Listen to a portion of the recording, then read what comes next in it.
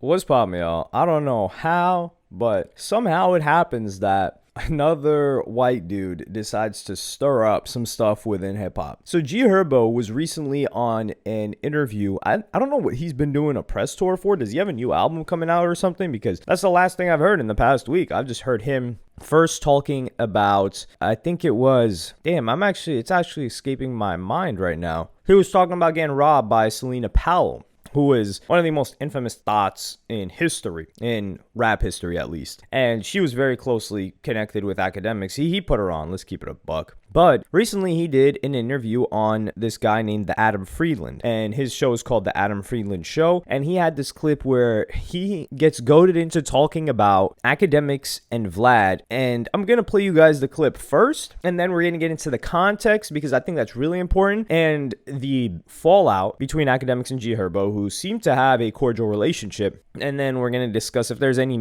validity or merit to what was said. What do you make of like the content creators that have made careers basically off of you guys? Like Akademiks or Vlad, or like people that are like, people that cover you guys and have like made money off of it?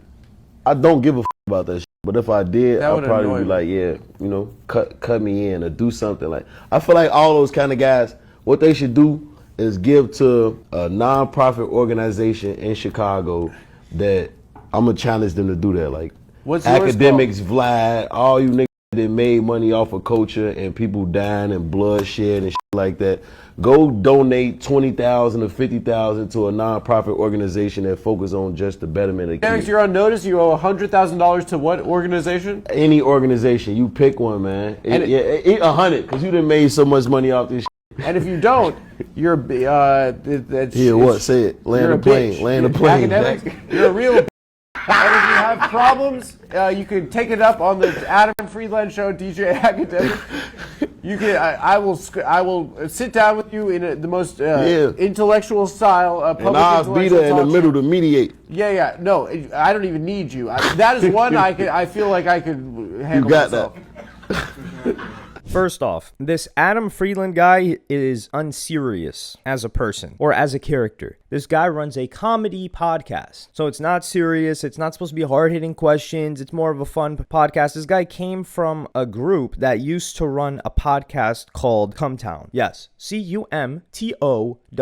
So we need all of that to understand, because I think people will see this guy and they'll think it's similar to the situation with Channel 5 and Andrew Callahan when he did that Chicago documentary, and then he went out and he interviewed Akademiks and he interviewed Adam 22, and then he went on and painted them in a way that made it seem like, oh, these guys contributed negatively to this scene in Chicago. And they felt, Adam 22 and Akademiks, they felt like they were unfairly treated, especially with how the guy came at them to be a part of this thing, and then how they were portrayed afterward. So with this guy Adam Friedland, it's almost another scenario of that, except through G Herbo, and then he gasses him up, and G Herbo says it doesn't bother him. But this is the whole thing. If you come from that environment and you made it out, this is point number one, aren't you the one that should give back the most? Has that homie been to Egypt yet?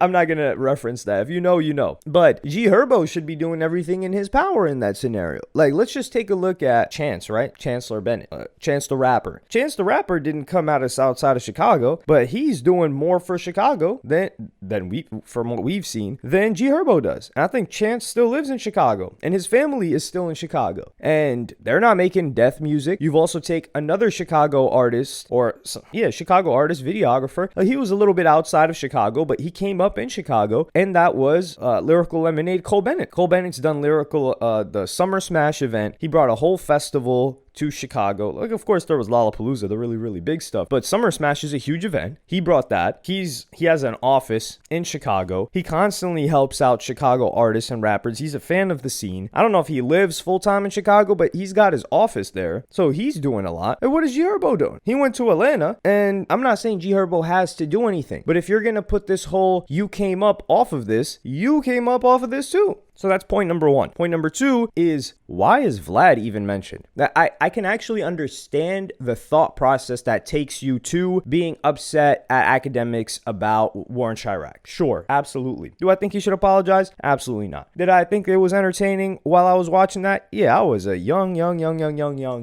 buck when I was watching that. It was pure unadulterated entertainment. Anybody that says otherwise is a liar, and they're trying to be performative in front of you. That's all there is to it. And then when they were kids, they were watching it. The people there, dog, there were people in Chicago that was saying, that was a part of all of this, that were rappers that got shot at, that said this was so entertaining to them. So there's that, but you can be mad at that, of course. And for example, like Vic Mensa's situation, I think he had a right in being mad at that because he was connected to somebody that got made fun of in a way by Akademiks, where he's like, damn, like this was my man's, and you talked about him like this, like he wasn't even a piece of life. And it's easy to do that when you're detached. But what has Vlad done? Vlad's just interviewed the rappers that came out of that scene, and he asked them about their life. Vlad wasn't making any satire. Vlad was constantly trying to encourage people to get out of there. He was talking to FBG Duck, like, yo, you gotta get out of Chicago. You gotta stop this beef and stuff. When are you gonna stop dissing this dude? If anything, Vlad was trying to help a lot of these guys. Now, of course, his advice was gonna fall on deaf ears, but Akademiks was just making satire about the situation. So I think putting Vlad in there does not make sense whatsoever. Now, back to the Akademiks point. So Akademiks, I didn't see a reply from him as of yet. However, one of his right-hand man replied on the Akademiks TV account. And how does he reply? Not directly, but they start a smear campaign against G Herbo, which, hey, if he's talking to you like that, I guess you got to turn up on him. And the first thing they post is him getting arrested, the arrest footage of him when he put hands on Ari Fletcher, which is his baby mama. And the caption of that was, sheesh, man, I can't even begin. I don't need to post it, but the footage that's playing in the background is him being arrested, and then the caption says, body cam footage has surfaced of convicted wire fraud felon Herbert Wright, aka G Herbo, being arrested after assaulting Shade Room personality Ari Fletcher. This video is from 2019. Ari Fletcher is also the same woman that said she wants her man to point a firearm at her if she tries to leave the home, because she doesn't really want to leave. She just wants to see how much that he wants her to stay. Yes, that is correct. Akademiks TV continues and says the following, and then he starts posting clips of these young bucks who are up to no good, and says, should G Herbo give these YNs from Chicago $100,000? Do you think they would go and invest in their future, or will they go buy some chains, clothes, and guns? And it's a bunch of kids just like shooting in the street. I cannot show that footage. Then there's another one where it says Chicago YNs, after allegedly listening to G Herbo music, were allegedly inspired to go and spin on their ops, aka kill other black men in Chicago. And I was like, dude, this is really gross to take it up to this notch. And this is where it can't be civil anymore.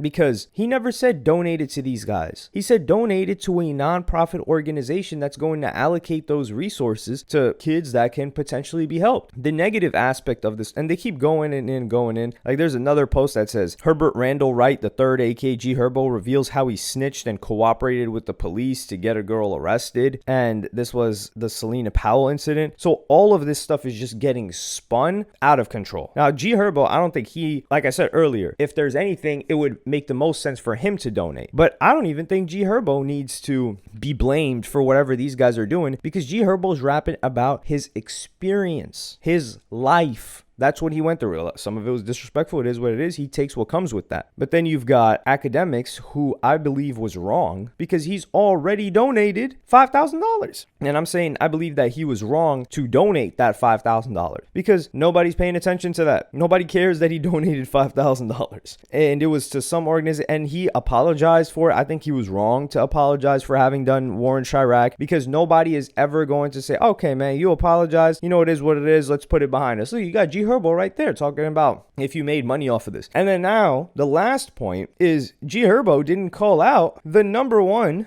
group of people that made the most money, the most millions, tens of millions of dollars off of that whole situation, which is the record labels. He didn't say, yo, give the masters of these songs back to the mothers of the people who got killed, or the rappers, or donate $1 million. You guys have made at least $100 million off of the beef in Chicago. No, he didn't say any of that. He just went straight to Vlad and Akademiks. And then this Adam Friedland guy, I don't know if he's being serious. I just can't take him serious. So he's like, yeah, Akademiks, let's have a conversation about this. This guy doesn't even know what he's talking about. I think he just wants Akademiks as a guest, and it would be like a funny comedy thing. But I don't think he realizes how serious Akademiks takes this thing, because he's been dealing with it for well over a decade now. I think he was wrong to apologize for it personally, because an apology is not going to change the way people perceive you. And that's the thing too. People hate Akademiks, and then they use Warren Chirac as reasoning for their hate of Akademiks. It's not that they hate him for the Warren Chirac. Do you get that order? So if Akademiks donates 100K, they're not going to say, okay, we like Akademiks now. Like, respect to him. No. They're going to say, man, that punk only donated 100K. He was just talking about he got $1 million